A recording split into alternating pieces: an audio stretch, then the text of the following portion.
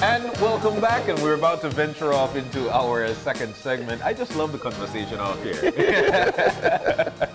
But very dear to us, World Population Day. Family planning is a human right, and I love the theme because most of the times we don't take advantage of the rights that we've got as a people. United Nations Population Fund. Actually, in with us, we've got Joan Burke-Skeen, who is the Executive Director at Belize Family Life Association, BFLA. We have Tisa Grant, who is a Liaison Officer at UNFPA. She's all the way to my left, their right. And in with us as well is Tracey Nicholas, who is OBGYN at the KHMH. Ladies, it's so nice to see you. Welcome. Welcome. And good morning, of course. Good morning. First of all, I've got to say I love the energy. And I think it comes from the fact that family planning is actually a human right. So let's venture off into, besides the theme, World Population Day is here again. And I can remember sitting down here, Ms. Burke, with you as we discussed last year, World Population Day. So let's venture off into this year's World Population Day. Okay, well, let me start. So exactly, well, not exactly, but 50 years ago, on the 13th of May, 1968, that was when there was the International Conference on Human Rights, and that's when they first resolved that family planning is a human right. In fact, it was actually phrased as individuals, men, women, have the right to freely determine, responsibly as well, the number and spacing of their children. And so it was then that it was first agreed that family planning would be a human right. It is saying yes to planning by the family and no to planning for the family. Hence, it is not population control. The whole idea of World Population Day is to commemorate that landmark agreement that happened 50 years ago. So we're celebrating the 50th anniversary of that. I mean, it's no small feat. One of the things that we wanted to achieve with World Population Day is to, one, remind people of this hard-won human right. It did not come by easily. And we don't want the future generations to take for granted the fact that this right exists. We also want to make sure that we continue to strengthen the global rights and development frameworks that support this human right, and to also counter any notion of population control, because World Population Day and family planning as a human right does not promote population control. That's not what it's about. Could you talk to us about the difference between population control and... Well, population control is basically forced abortions or forced pregnancies, or dictating to people what the size of their families would be, or whether they would or would not have children. That's population control. What we're promoting in family planning as a human right is voluntary access to family planning services. Individuals, men and women, having the right to decide freely and responsibly the number and spacing of their children. So in order to do so, as a rights holder, we need to have people who are duty bearers, the governments and other persons who are responsible to make sure that the information and the services are available so that people can take advantage of this human right. You know, I'm so glad that you made that clarification, because for a lot of people, when we hear World Population Day, we actually think that, you know what, we're learning that the world has somewhere around 7-point-something billion people, with the largest population being China, with 2-point-something billion. You know, so, but you're right, in terms of the right of humans or families, it's not to tell them what they're supposed to do and how they're to rear their family. They're supposed to always have that right, because God has instilled that in us. Now I wanted to jump on to Ms. Joan for the fact that BFLA and the role it plays in World Population Day, with United Nations Population. Okay, good morning. BFLA, we provide all our services within the context of rights. So we are a rights-based service provider. And we look at, with rights come responsibility as well. And therefore, we have a duty and a responsibility to equip individuals with the correct information to make the responsible decision and choices. And we have a duty and responsibility to make those choices available. Hence, over 30 years ago, actually in 1985, when BFLA was born, 5 women gave birth to BFLA actually. And it was basically to respond to the needs, particularly of adolescent girls. Because at that time, girls, once they became pregnant, they were not allowed to go back into the school system. As a matter of fact, if a girl got pregnant in school, she was kicked out of school. Yes. So it's not only one life was affected, immediately 2 lives became affected. And then you have these young girls in a family, the girl cannot go and access or continue her education. So more and more you see families became larger and larger, particularly in the Stanquick tongue as it was called at that time. So BFLA was born. That did not cause the problem to just slip away. When we look at, for example, the adolescent pregnancy rate in Belize, it's among the highest in the Caribbean. And we then at BFLA have to continue with the advocacy because, as Tisa mentioned, duty bearers, we also have to adhere to the policies within the country. And therefore, we have to ensure that we advocate for policy changes.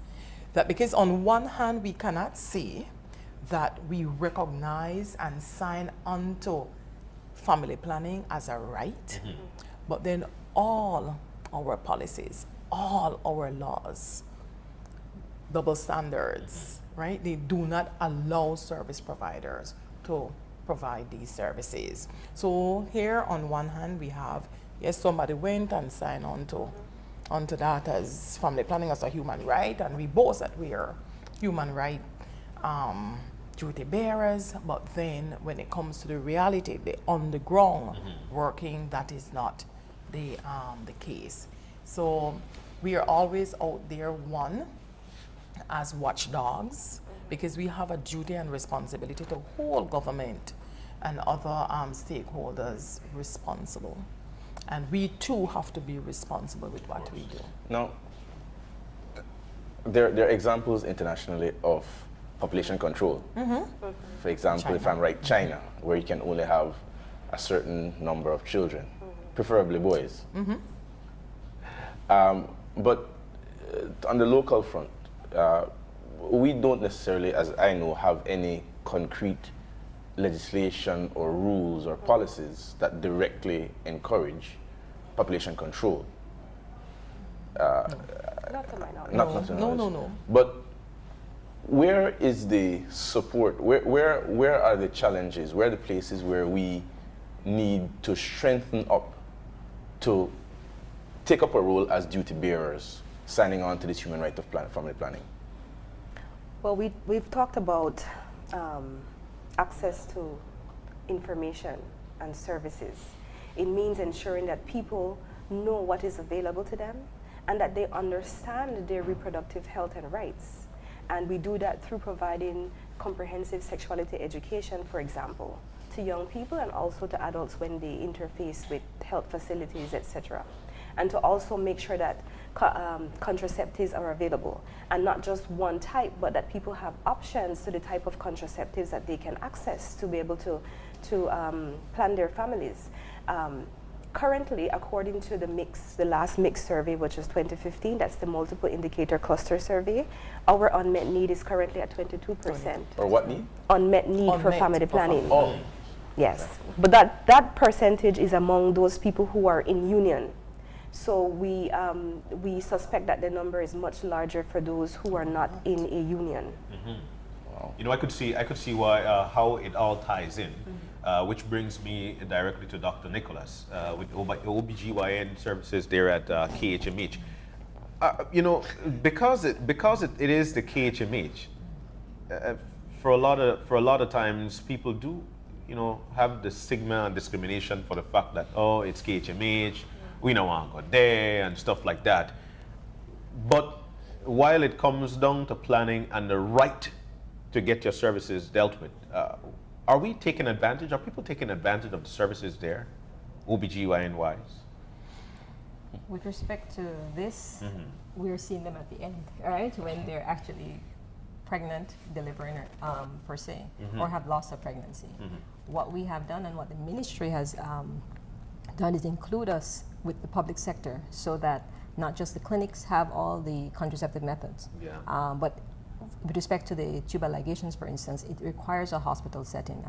I know BFLA can offer that as well. Tubal ligation, what is that? Tie off. Tie off. The tie off, right? So it requires a hospital setting for that specific one. Yes. But we don't just offer that one. We have the oral contraceptives, we have the injectables, we have the implants. So we have all the methods. So Ministry of Health has included us in that. And we offer that to all women in fertile age group that leave the hospital.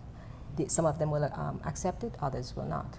But we will explain it to them, we will tell them, we'll educate them, and let them choose which one is best for them. You know, it's sort of, not really heartbreaking, but it's sort of disturbing to know that people go there afterwards. So let's try to educate, especially those who are getting into that fertility area. Let's try to educate. We use 15 to 49 as the Wow. fertile age group, though you have others beyond, right? Yeah. So let's try to, it is especially for the 15-year-olds who are 13 going now 14, then going 15, as they learn new things about their body and their body changes. Let's try to educate them on what to do with themselves and how to take care of their bodies and try to keep on the right path when it comes to control. Well, the first thing we would have said not to have sex at 15, right? It's illegal. It's illegal, right? It is illegal, though some of them are doing so, but it's not what we want.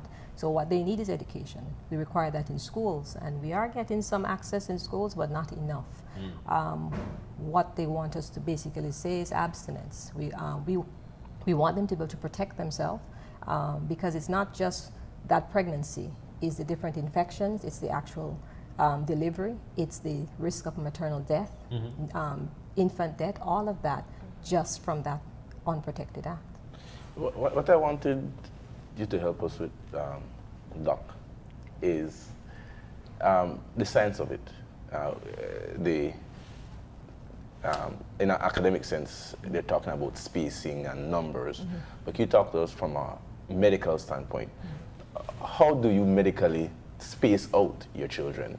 Apart from just contraceptives, because I know there are other ways that you can space it out, and there are certain cycles that you can monitor to be able to manipulate the probability of. Okay, so there are different ways. There are natural methods and you have the modern methods, which are going to be your contraceptive methods. The natural ones are the ones that the religious organizations wish you to utilize, and you use your menstrual cycle to see there are certain days that you're actually fertile, and during the fertile days, if you're trying to conceive, that's when you try. If you're not trying to conceive, that's when you abstain. But those are the least effective of all the methods that are there, right? Wow. Yeah, all right. Why is that so?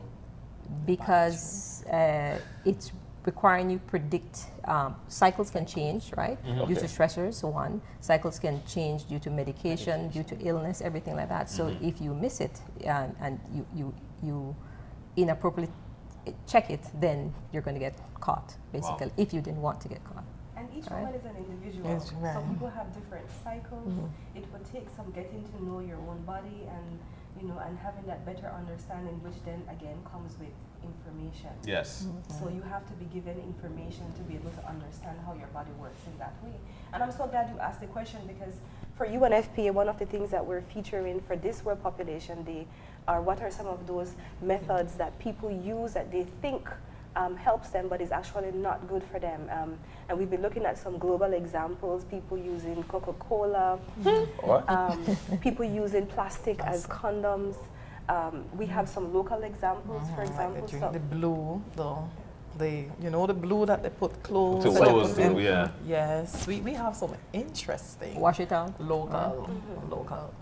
And it's important for people to recognize that these things are not proven methods of delaying pregnancy, and they actually cause infections or other medical problems. Yes. And so they must be Infertility careful. in some cases.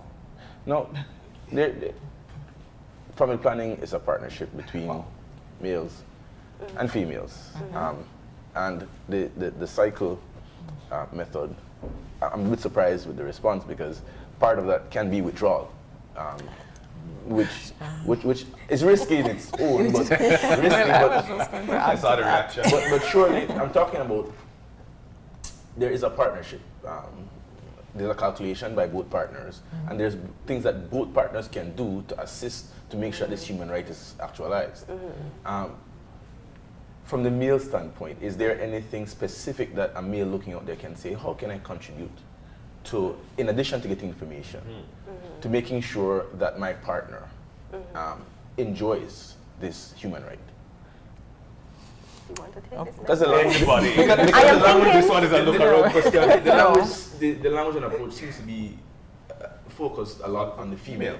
Well, let me start and then I'll let Joan and Jump Tracey on me. continue, because I'll just start off by saying that it comes with respecting a woman's autonomy. We have a lot of women who find themselves in relationships where they don't get to decide. Their husbands or their partners decide if they use condom, decide if they can access contraceptives, decide if they're going to have children. And so it comes with having that fundamental respect for your partner, knowing that both of you are partners in this thing, and that a man does not get to dictate to a female whether or not she accesses condoms or contraceptives to delay pregnancy. So that's first and foremost what needs to happen, right? Yeah. And so I'll pass it on. Family planning requires communication. The key to it is communication, and communication between those involved, right? And your question is very important and very direct, and I love it because earlier you asked.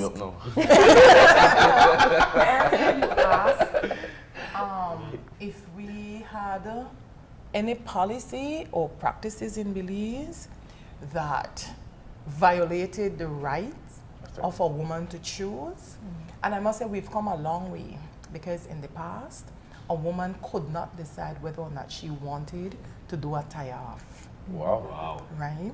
The husband made that decision. And signed for So, it. and signed, yes. So even if that woman decided, you know what, no, and when you spoke about the science of it, it's the woman who eventually gives birth to that baby. And one of the value in family planning and spacing is giving that woman the opportunity for her body to heal. And that's when the male comes in, because you too have to understand your role in, yes, we sit down and we plan and we decide, okay, we will have one now and we'll have the next one 5 years from now. So what both of you have to do within that 5 years to make sure that conception doesn't happen. And there are two things I always say. What do you call persons who practice the rhythm or the persons who practice withdrawal? We call them parents, because the methods don't work. Wow. For withdrawal, and I know, we have probably kids watching this, but there's a thing called pre-cum, before real ejaculation.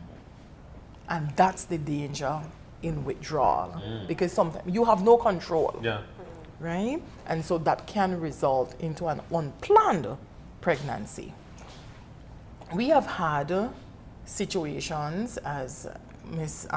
Grant mentioned, where the male decides whether or not the woman uses contraceptives. And BFLA is guilty of the fact that, we recognize a woman's right to choose.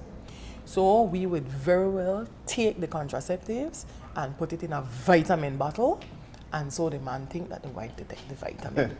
Because at the end of the day, she is the one who have to carry that child. Yeah.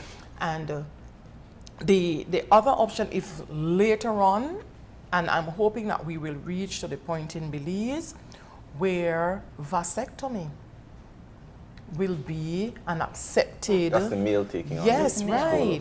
The because responsible part is the they couple. respond right. And again, you saw what role can the male play? Decide to do a vasectomy, and that doesn't no way make you impotent, no way denies you of enjoying sex thereafter. But the You take up know? from that Means is you still about work. 0.1% versus tie-off, Tie which is about off. 17%. Right. So that's the difference. And it's a much there's a new procedure called the no scalpel. What is And you that? go in, vasectomy, you go in, it takes about maybe 15 minutes, there is no blood, no nothing, and you come out and you So go no back, injection? no, no not hurt? partner, Put to no, sleep, And the side Yes. effects are? nothing. You never Come can look on, at doc. There's Really nothing. Space.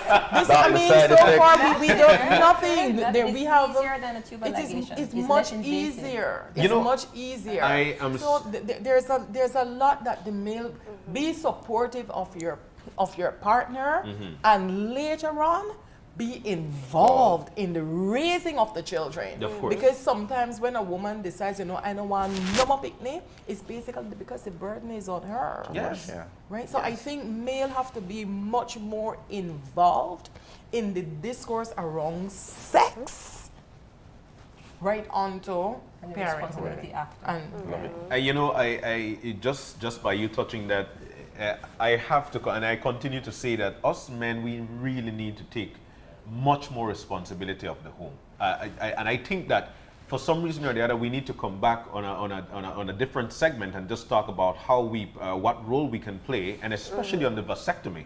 Remember, the economy is not something you want to play with, and especially bringing kids into this world. Then we continue to wonder why they venture off into this and venture off into that. Look, we don't have $1 million here. There are a few things that caught me.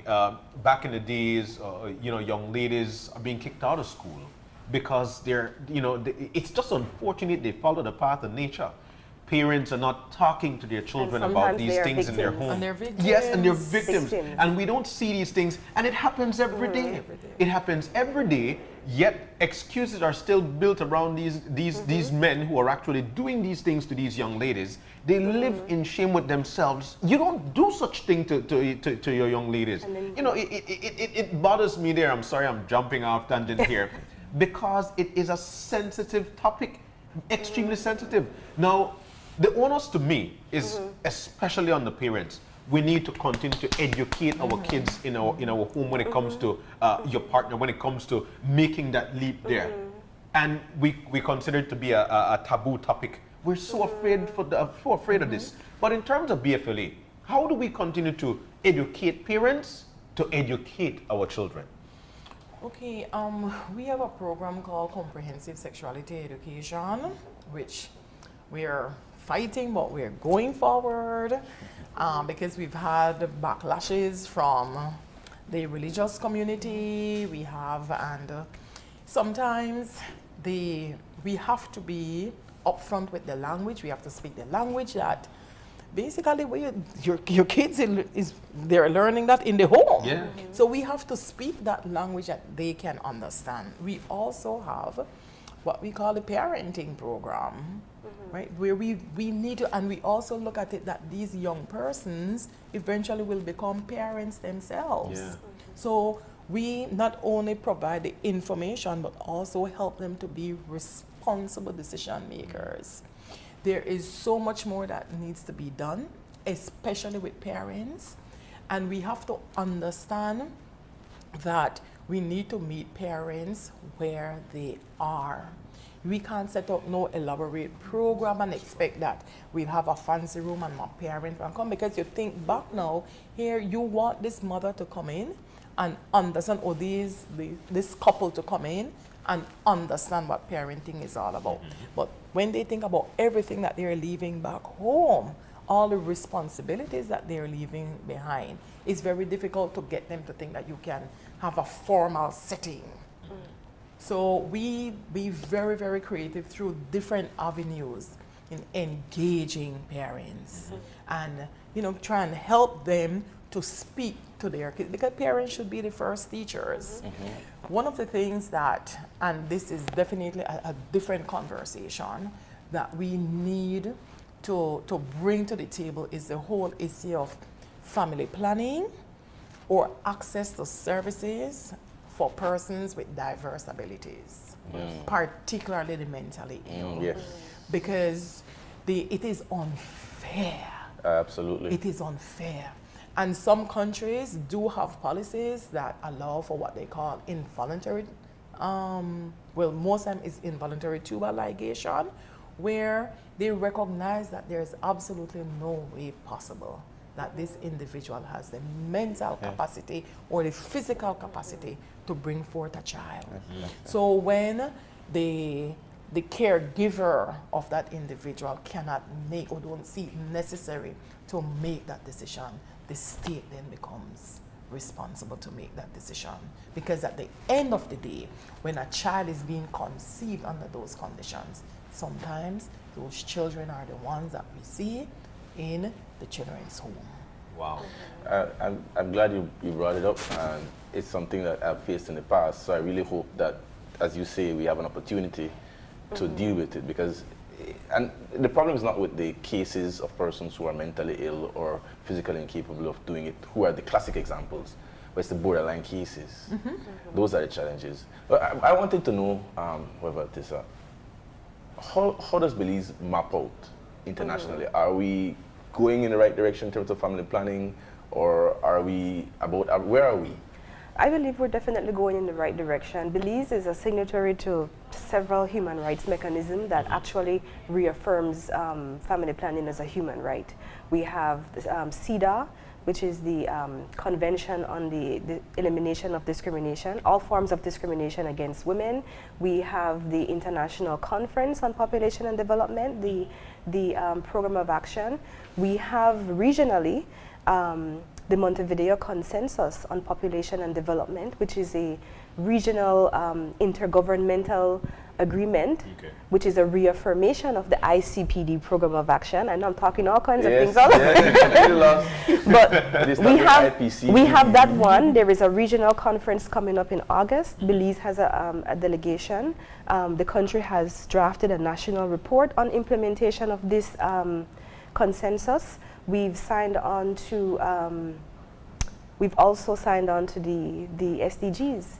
We're looking at goal number 3, which is health and well-being. And in there, a target is for universal access to reproductive health and rights. So we're in the right direction in terms of signing on to these different international agreements or conventions and treaties, which means that, that the country is in the right direction. I know that the national strategic plan, the health strategic plan for the Ministry of Health, also speaks to universal access to health services, which includes universal access to reproductive health services.